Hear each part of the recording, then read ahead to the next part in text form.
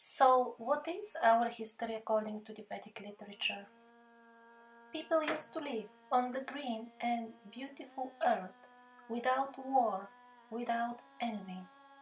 They had a very high consciousness and what we call now psychic powers. They were regularly in touch with the residents of the other worlds in our universe. However, parasitic entities from other regions of this universe liked our planet and decided to take it over. Since humans were neither stupid nor weak, they defended their planet vigorously, even though the parasites fought against us using all kinds of weapons that we cannot even imagine. Still, for many thousands of years, they could not subdue the humans, even though they destroyed the places on Earth where the advanced civilization was located, like Atlantis. Although the full globe was also inhabited by humans who had these developed psychic powers, not all of them were advanced in a way we understand it today in terms of technology. Many of these humans, although they possessed psychic powers, they lived in primitive way, but some did not. Some, like the Atlanteans, had highly sophisticated technological civilization. It seems that the term Atlantis is nowadays used to signify all these various centers of technologically advanced people that existed in the very distant past. It's not only the one located in the Atlantic Ocean, there were others like Lemuria, also some call it Lumeria. There is another center probably in Malta and few other places, but since we know very little about them, Atlantis has become kind of a collective term to address all of them. But the Atlanteans that I'm referring to were the ones that escaped the sunken continent that was located in the Atlantic Ocean, and after it sunk, the survivors relocated to this legendary Meru or Hyperborea that was located somewhere in the region of either Greenland or the Arctic region. The weather at that time in Meru was tropical and very pleasant. Later on, they were forced to abandon their abode and spread all over Europe and the full planet when the ice started invading their home. Although the parasites did not hesitate to use any type of nasty weapon against the humans, their main approach, their main goal was lowering the consciousness of the humans and thus making them weak and vulnerable. They actively wanted also to isolate them from the rest of the good entities in the universe that the humans were friends with. Cultural erosion was the prime weapon of the parasites. Changing the very genetic code of the glorious human race was another prime goal of the parasites.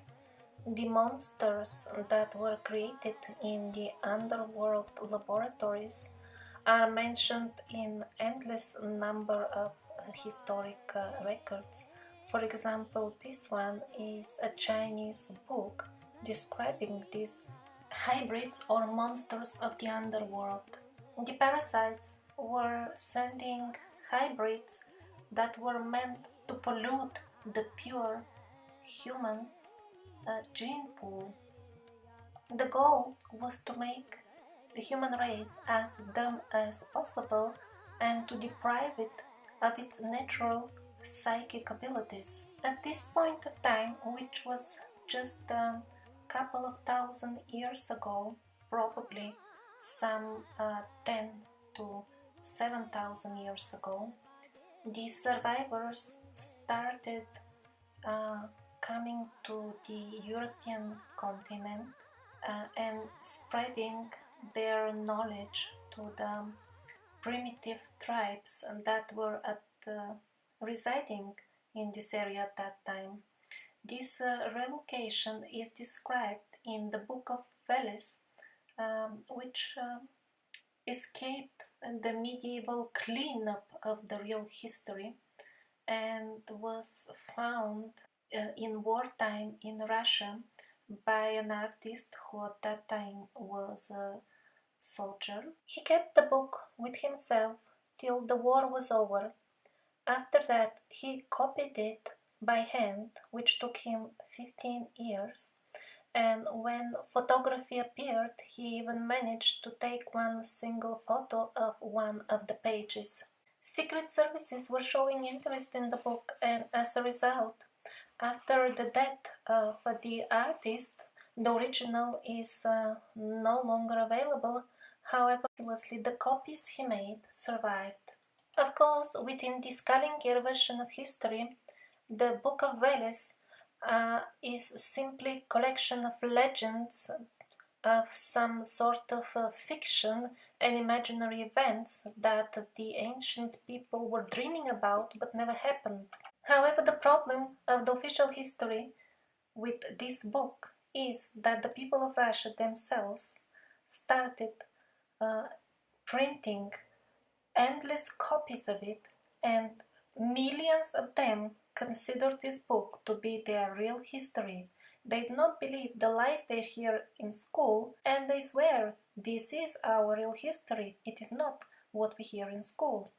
These are just few of the numerous editions of the Book of Veles. People in Russia believe that actually their forefathers were the keepers of the Vedic knowledge, and the similarity between the language of the Book of Veles and the Sanskrit language, which is the language of the Vedic literature, is obvious. On the screen you see Sanskrit on the top and the Book of Veles below it. So apparently labeling everything as legend, myth and fantasy stopped working. That is why the Book of Veles is extremely uncomfortable to the official historians in Russia, and they're making all possible to slander it and proclaim it even as a forgery. And if you hear on what basis they have proclaimed it to be a forgery, you will understand how shallow their lies are. How can they say that the original was a forgery if it is missing altogether and cannot be examined? The most important reason for which they claim that it is a forgery is that the original is missing. However, for people who are capable of thinking, it is very clear that missing original means that there is no object to be examined in order to determine is it a forgery or not. So, on what basis are they making this so-called conclusion if there is no actual object to examine? I would like to read for you what Wikipedia says about the Book of Veles. Professional linguists and historians, particularly the specialists in ancient Slavic, question many features of its language: vocabulary, spelling, phonetics, grammar. These features seem to indicate that the text was forged by someone with superficial knowledge of Slavic. Millions of people read and believe Wikipedia, and after reading such things, they will actually get the impression that some sort of real scholars have been doing a real study of this work and have made some sort of scientific conclusions on the basis of comparing it with other Slavic works in this language. The number of books, other Slavic books of that time, is a big fat zero. Not only that, indeed, according to this Kalingier version of history, we do not even know if the Slavic people had any writing at all at that time. This is still under question because of the absolute absence of any written record. And again, that is their own version of things. The Book of Veles is the only book that we have now that is written in this particular language. Since nothing at all is known about this language, how can we talk about any comparison at all? Compare it with what? The original of the Book of Veles is missing. The language that it is written in it is absolutely unknown. Hence, we have no basis of any comparison or any other source to make any conclusions at all about the legitimacy of this book, except the consistency of the story that it tells, the consistency with the other legends and books that are definitely genuine, like the Vedic literature. So what can we learn about our true history from the Book of Veles? It was a constant war. Although the survivors were still holding up, they were getting weaker and weaker after every few thousand years. They won an important war some 7,000 years ago with somebody who at that time resided where now China is. That is why when the modern calendar was introduced in Russia, before that people considered that there has been 7,000 years since the signing of the peace in the Star Temple. That victory must have been very important for the survivors, and that is why they started a new calendar from that point on.